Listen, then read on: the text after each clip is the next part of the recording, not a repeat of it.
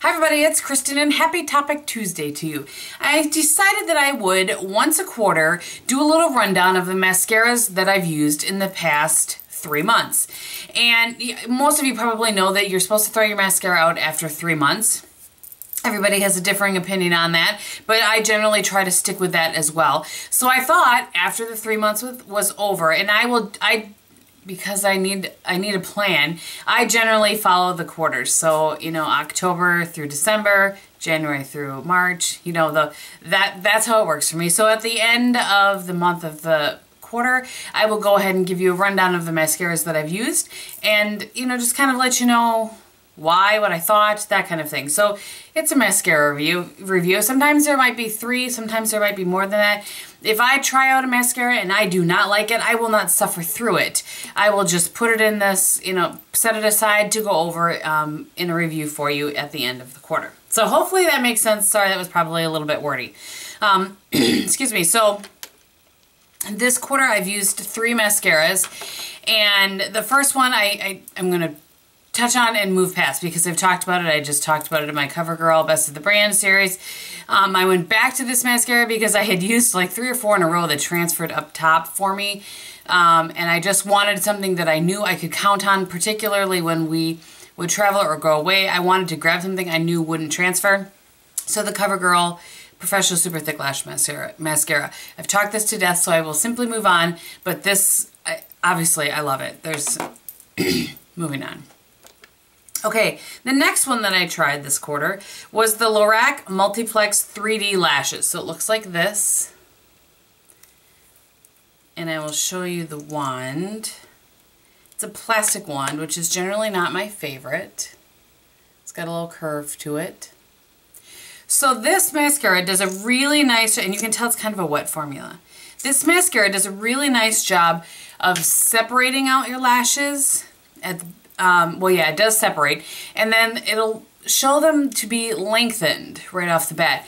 But what happens is throughout the day, it like dissipates, and it's like it disappeared from my lashes completely. I would say probably 3 or 4 hours. I check these things throughout the day so that I am able to report back to you. And throughout the day, when I look in the mirror, I feel like my lashes get shorter and shorter as the day goes on. So while I find it to be a nice separating mascara, it just doesn't last. It's the craziest thing. I don't think I've ever had a mascara do exactly what this does, but it does separate out nicely. So kind of how I use my Buxom lash, I talked about that in my mascara routine, which I'll remember to link below in case you missed that and wanted to see it. You could definitely do with this if you have this one in your stash because it's a really nice, the bristles are really nice. So it's a nice wand for separating. So you could use it after a volumizing mascara to kind of, you know, get any clumps out or separate it out. But this is definitely not one that I will repurchase. I will show you quickly, by the way, the brush on the Covergirl one in case you haven't seen it. It's a natural fiber brush. Okay, so the last one that I used this quarter is the Rouge Bunny Rouge Pure Obsidian Big Lash Mascara. And it says number 4 on it. It doesn't say a color, but it's black. Also a natural bristle. I really like the way that this builds up my lashes. I use this in the same kind of combo as I do with the Covergirl, so I use a separating wand after it. I really like this. This gives really big volume. It lasts throughout the day. It doesn't make my lashes feel clumpy. That's what I'm wearing today. However, it transfers on me. And I know I've said this a million times, but I'm always getting new subscribers, so I apologize if it's redundant to some of you. I transfer up top. I get little black kind of like dots or almost looks like smudges up top there. This is also, it doesn't look like it when you look at it. It doesn't look like it's a really wet formula, but it's pretty wet. When I put it on, I have to be pretty careful to not get it on my you know, on my eyelid. Not that you can't wipe it off after it dries, but you know. So I have enjoyed this, and because it was a gift, and it was an expensive gift to me, I have made it work, this is what I've done with most mascaras that tend to transfer on me that I want to work through. And this is the Makeup Forever Lash Fibers. You probably have seen me listed a bunch if you check, you know, what I'm wearing. It just looks like this. I'm not using this for the fiber part of it. I use this for the primer part of it, because I actually don't find that this, like if I were to combine this with this, this does not give enough, it's not adding enough fibers to do anything where you're noticing it, in my opinion. But as a primer, I really, really like this. So this one I enjoyed using, but I will not repurchase because of the fact that it transfers. And so, excuse me, so it adds another step by having to use the primer.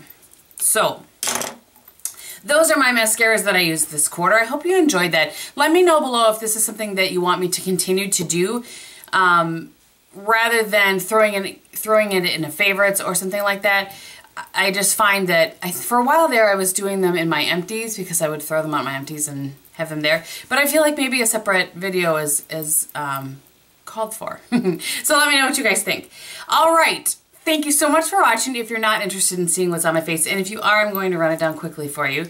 Today for foundation, I have the Sephora Instant Radiance Foundation. I am in the color 15 Light. Over top of that, I have my Mercier Loose Minerals, which is getting down there. For those of you that know I'm working on that. For blush today, I have the Wet n Wild in Berry Shimmer, which looks like this. I have no highlighter because this definitely has some shimmer to it. On my eyes, I am working on a video for you guys with the 5 NYC Trios. The one that I have on today is the one in Late Night Latte. And then I have the Black Cocoa liner from Pixi. And on my lips, I have the Color Sensational High Shine Lip Gloss from Maybelline. It's a limited edition color in Raspberry Ablaze. So, again, thank you so much for watching. If you have any questions, list them below, and I will talk to you very soon. Bye!